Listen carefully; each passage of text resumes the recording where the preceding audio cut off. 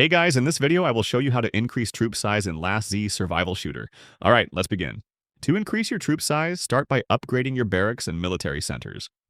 These buildings directly affect your maximum troop capacity, so keep them upgraded evenly and in line with your HQ level. Focus on troop housing first if you're unsure where to start. Next, head to the laboratory and access hero training. Scroll down to the specific research that increases troop size. Upgrading this will allow you to deploy more troops in battles. You can also earn temporary boosts from events or rewards that increase troop capacity. Heroes can further boost troop size, so make sure to level them up and utilize their abilities. Special buildings can also help increase capacity.